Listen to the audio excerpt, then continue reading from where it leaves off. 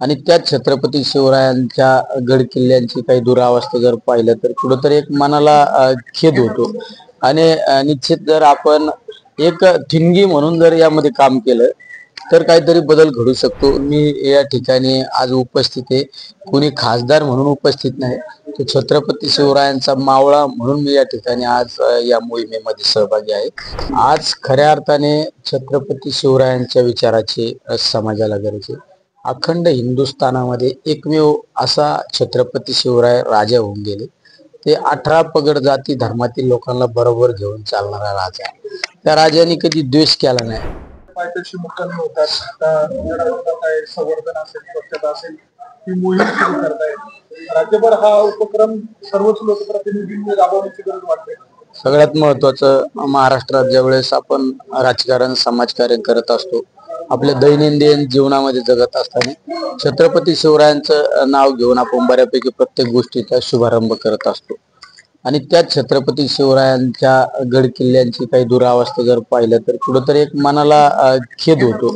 आणि निश्चित जर आपण एक ठिणगी म्हणून जर यामध्ये काम केलं तर काहीतरी बदल घडू शकतो। या हेतूने मी छत्रपती शिवाजी महाराजांच्या जयंतीचं औचित्य साधून किल्ले शिवनेरी या ठिकाणी या गड किल्ले संवर्धन आणि स्वच्छता मोहिमेला सुरुवात केली। आणि त्याचबरोबरीने नंतरच्या कालखंडामध्ये धर्मवीर गड असो किंवा रायरेश्वराला त्या ठिकाणी आम्ही सर्व मावळ्यांनी शपथ घेतली की आपला महिन्यातला एक दिवस राजांसाठी, छत्रपती शिवरायांसाठी द्यायचा। आणि आज ही चौथा पर्व रामशेज या किल्ल्यावर आलेला आहे। खऱ्या अर्थाने बदल किती घडतो यापेक्षा आपण नुसत्या मार्गदर्शकाच्या आणि सूचकाच्या भूमिकेत राहण्यापेक्षा आपण कर्तव्य पार पाडलं पाहिजे। ह्या भूमिकेतून काम करणारा मी कार्यकर्ता आणि माझ्या बरोबरच्या असंख्य आमच्या मावळा संघटनेचे सहकारी असो, आमच्या प्रतिष्ठानचे सर्व पदाधिकारी असो, हे सर्व या ठिकाणी उपस्थित असतात। आणि निश्चित काहीतरी बदल घडेल ह्या अपेक्षा आम्हाला या ठिकाणी आहे। छत्रपती शिवाजी आजचा दिवस माझा राजकारणासाठी नव्हे, आजचा दिवस माझ्या छत्रपती शिवरायांसाठी आहे। त्यामुळे मी या ठिकाणी कुठलं राजकीय बोलणार सुद्धा नाही।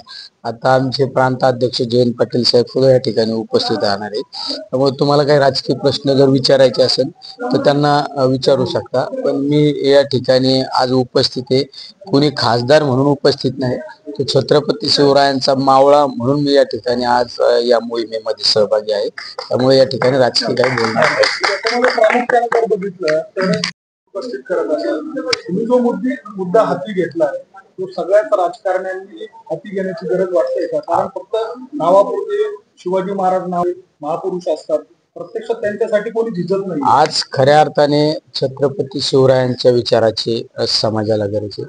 अखंड हिंदुस्थानामध्ये एकमेव असा छत्रपती शिवराय राजा होऊन गेले, ते 18 पगड जाती धर्मातील लोकांना बरोबर घेऊन चालणारा राजा। त्या राजाने कधी द्वेष केला नाही, त्या राजाने कधी मत्सर केला नाही, सर्व समाजाला बरोबर घेऊन जीवाभावाच्या मावळ्यांच्या जीवावर हिंदवी स्वराज्याचे स्वप्न पाहिले आणि ते सत्यात उतरवले। त्यामुळे आज खऱ्या अर्थाने समाजामध्ये जो संघर्ष तेढ निर्माण करण्याचा जाणीवपूर्वक प्रयत्न केला जातो।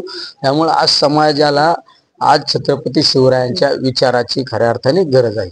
सोशल मीडियाच्या भाऊ गर्दीत विश्वासार्हतेने चकाकणारे नाव म्हणजे लेट्सअप मराठी। सगळ्यांना, सगळ्या नागरिकांना ती स्पीच लेट्सअप वरील मुलाखती म्हणजे विचारांचा खजिना। त्यानंतरच्या निवडणुकीमध्ये मला सोडून गेले। बातम्या केवळ वस्तुस्थिती सांगणाऱ्या, न प्रोपगंडा, फक्त जनतेचा अजेंडा।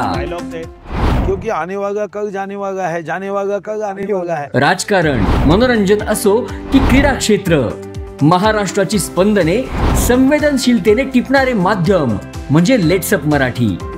जगासोबत एक पाऊल पुढे राहण्यासाठी लेट्सअपचे ॲप, सोशल मीडिया आणि वेबसाईट सोबत कनेक्टेड रहा।